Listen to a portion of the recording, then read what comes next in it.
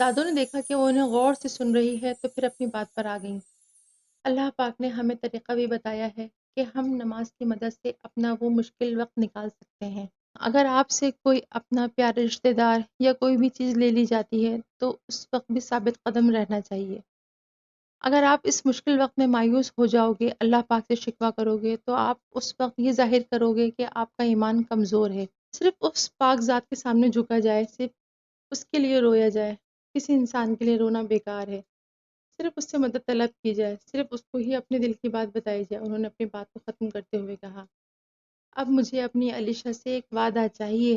دادو بولی، کیسا وعدہ؟ وہ اٹھ کر بیٹھ گئی اور اپنے لمبے کالے بالوں کو کیچر میں قید کرتے ہوئے دادو سے پوچھا، مجھے یہ وعدہ چاہیے کہ اللہ نہ کرے اگر آپ کی زندگی میں کوئی مشکل وقت آتا ہے یا کوئی عزیز پیارا آپ کو چھوڑ کر چلا جاتا ہے تو آپ ناشکری نہیں کرو گی، ہر حال میں اللہ پاک کا شکر ادا کرو گی، ہر آزمائش میں صبر اور نماز سے مدد لو گی اور اپنی لائف کو کسی ایک کے چلے جانے سے نہیں روکو گی، نہ اس کے لیے آنسو بہاؤ گی۔ اوکے، وعدہ کرو مجھ سے۔ دادوں نے ہاتھ آگے کیا۔ اتنے سارے وعدے؟ خیر ہے نا؟ علیشہ نے پوچھا۔ جی جی، چلو وعدہ کرو جلدی سے، دادو بولی۔ جو حکم، میں کوشش کروں گی، علیشہ بولی۔ وہ جس بات کو ایسے ہی لے گئی تھی اسے کیا پتا تھا کہ اس کی دادو اسے کیوں سمجھا رہی ہیں۔ شاید وہ اسے آنے والے وقت کے لیے تیار کر رہی تھی۔ چلو اب جاؤ اور کھانا کھا لو، دادو نے کہا۔ جی بس بابا اور بڑے بابا آ رہے ہیں پھر سب کھاتے ہیں، ابھی میں تھوڑا سا سونے لگی ہوں، اس نے کہا۔ عاشر صاحب اور ظہیر صاحب کے آتے ہی سب نے خوشگوار ماحول میں کھانا کھایا۔ رومان، تمہارا دن کیسا گزرا؟ کیسی لگی یونیورسٹی؟ ظہیر صاحب نے پوچھا۔ یونی تو بہت اچھی تھی چاچو، لیکن رومان کہہ کر رکا اور علیشہ کی طرف دیکھا۔ اس کا منہ میں جاتا چمچ روکا۔ لیکن کیا رومان؟ آبرو بیگم نے پوچھا۔ علیشہ نے التجائی نظروں سے رومان کو دیکھا۔ لیکن چاچی، میں نے ابھی تک وہاں کا کیفے نہیں دیکھا، وہ کہہ کر ہنسنے لگا۔ اللہ کرے آپ کے کیفے میں سے چائے والا بھاگ جائے۔ ابیرہ نے ہاتھ اٹھا کر ہنستے ہوئے دعا کی۔ ایسی ظالمانہ دعا تو نہ کرو، اگر یہ دعائیں قبول ہو گئیں تو تمہاری کزن کو آسانی بھی ہوگی اور مشکل بھی، رومان ہنستے ہوئے بولا۔ واٹ؟ مجھے کیسے آسانی ہوگی؟ اور جو مشکل آنی ہے وہ تو آ گئی، اب کس مشکل کا انتظار؟ علیشہ الجھ کر بولی۔ آسانی یہ کہ مجھے بھگانے کے لیے کسی پلین کی ضرورت نہیں پڑے گی، رومان بولا۔ میری ایسی قسمت کہاں، وہ صرف سوچ کر رہ گئی تھی۔ اور مشکل؟ فاران نے پوچھا۔ اور مشکل یہ کہ اب اس کے پیچھے کوئی کتا پڑا تو اس سے بچانے والا کوئی نہیں ہوگا، رومان نے ہنستے ہوئے بولا۔ اور علیشہ کھانسنے لگی۔ پانی، بیرا نے اسے پانی دیا۔ کیا مطلب؟ شہیر نے اپنی ہنسی کو روکتے ہوئے بولا۔ مطلب یہ کہ آج آپ کی آپی کے پیچھے کتا پڑ گیا تھا اور وہ کتا جو انسانوں سے ڈرتا، اس سے علیشہ ڈر رہی تھی، جس کے ایک بار دیکھنے پر لوگوں کی زبانیں رک جاتی، رومان نے ہنستے ہوئے کہا۔ علیشہ اسے گھور کر ہی رہ گئی۔ باقی سب ہنسنے لگے۔ یہ لیں بھائی، عبیرہ نے فون ملا کر رومان کو پکڑا دیا۔ لاؤڈ اسپیکر پر کریں بھائی، ہم نے بھی ڈانٹ سننی ہے جو آپ کو پڑھنے لگی ہے، فیضان ہنستے ہوئے بولا اور خود آگے ہو کر فون لاؤڈ اسپیکر پر لگا دیا۔ علیشہ کے چہرے پہ خوف واضح تھا، شاید کسی کو ہونے کا خوف۔ وہ خود اپنے آپ کو سمجھ نہیں پائی تھی، وہ اپنے آپ پر حیران تھی۔ پہلی بیل پر ہی فون اٹھا لیا گیا تھا اور رومان کے ایک ہیلو پر ہی دوسری طرف موجود لڑکی نے اس کی آواز پہچان لی تھی۔ رومان! اوہ مائی گاڈ، شکر ہے تم نے فون کیا۔ تم کہاں ہو اتنے دنوں سے؟ لاہور آ کر ایک باری خیریت کی خبر دینا بھی ضروری نہیں سمجھا تم نے؟ اور نہ فون اٹھا رہے تھے، میرے پاس کسی اور کا نمبر بھی نہیں تھا۔ پتہ ہے میں کتنی پریشان ہو گئی تھی تمہارے لیے، ماما کو کہہ رہی تھی اگر رومان سے کانٹیکٹ نہ ہو تو اس سنڈے لاہور چلیں گے۔ تمہیں پتہ تو ہے کہ میں کتنی پریشان ہو جاتی ہوں، پھر بھی تم نے ایسا کیا۔ میری ذرا پرواہ نہیں ہے تمہیں۔ اگلی طرف سے اقرا لگاتار بول رہی تھی۔ سن لی ڈانٹ؟ رومان نے کہا اور فون لاؤڈ اسپیکر سے ہٹا کر کان پر لگا لیا۔ ارے بس کرو لڑکی، دیکھو کر تو لیا ہے فون، میں کبھی بھول سکتا ہوں تمہیں؟ اور تم بھولنے والوں میں شمار بھی نہیں ہوتی ہو، میں بالکل ٹھیک ہوں۔ فون شفٹنگ کے دوران گم ہو گیا تھا، یہ نیا نمبر ہے، سیو کر لو۔ رومان نے بھی تفصیل بتائی۔ یہ کون ہے؟ علیشہ نے آہستہ سے ابیرہ سے پوچھا۔ بھائی کی یونی فیلو ہے، دونوں کالج لائف سے ساتھ پڑھتے ہیں اور بیسٹ فرینڈ ہیں، ابیرہ نے منہ بنا کر بتایا، جیسے ان کے اس رشتے پر وہ خوش نہ ہو۔ علیشہ کو پتہ نہیں کیوں یہ سب اچھا نہیں لگا تھا، اسے اقرا کا ذکر کرنا بھی اچھا نہیں لگ رہا تھا، رومان کو اس سے باتیں کرتا دیکھ کر اسے اچھا نہیں لگ رہا تھا۔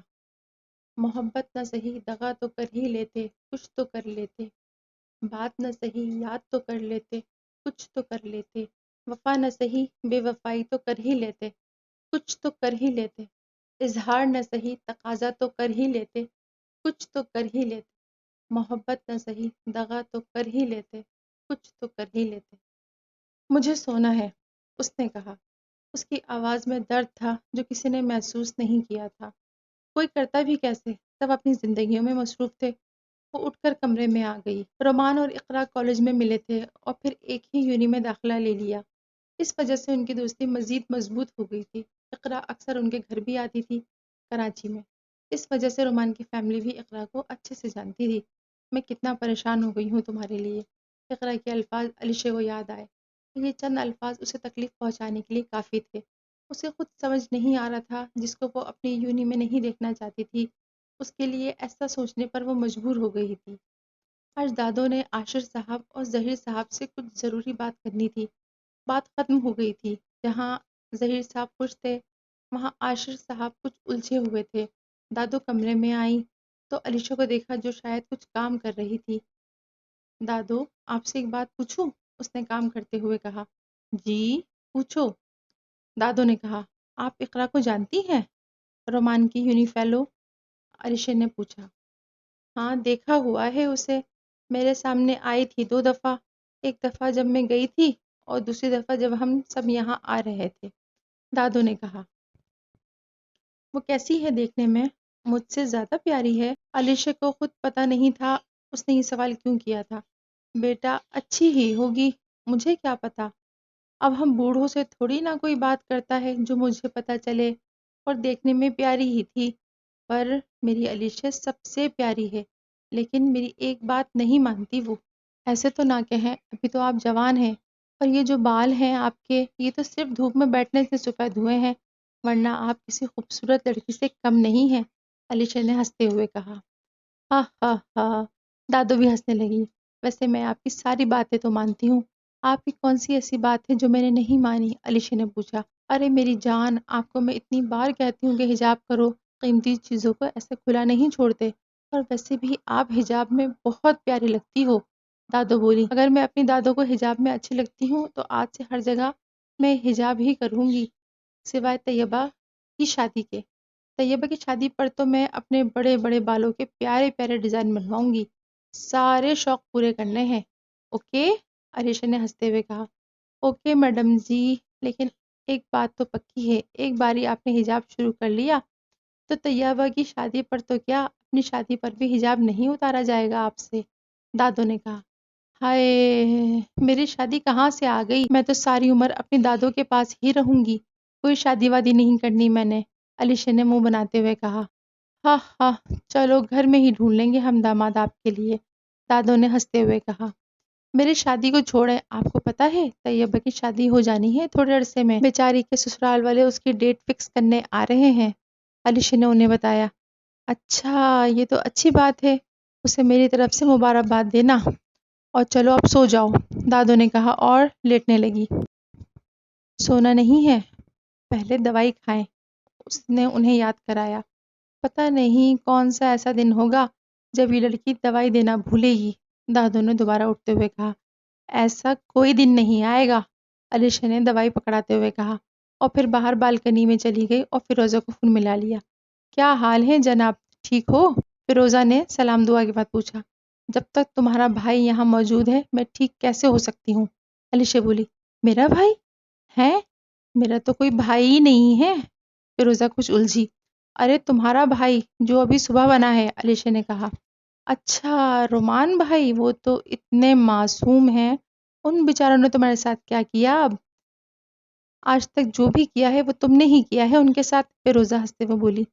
تمہارے معصوم بھائی نے آج سب کے سامنے بیٹھ کر یونی میں ہونے والے سارے کام بتائے ہیں، علیشہ نے کہا، اور پھر شروع ہو گئی۔ فیروزہ نے کال میں طیبہ کو بھی ایڈ کر لیا۔ اس طرح علیشہ نے دونوں کو ہمیشہ کی طرح اپنے سارے دن کی داستان سنائی۔ ظہیر صاحب کی فیملی کو یہاں شفٹ ہوئے 3 مہینے ہو گئے تھے۔ رومان نے اپنا ٹرانسفر علیشہ کی یونیورسٹی میں کروا لیا تھا۔ اب وہ دونوں اکٹھے یونی جایا کرتے تھے، اور چھوٹی موٹی بحث وہ تو اب زندگی کا حصہ بن گئی تھی۔ علیشہ اکثر تھوڑی سی الجھ جاتی جب رومان کو اقرا سے بات کرتا ہوا دیکھتی تھی۔ فیضان اور عبیرہ نے بھی فارحان اور شہیر کے کالج میں ایڈمیشن کرا لیا تھا، وہ چاروں بھی اکٹھے آیا جایا کرتے تھے۔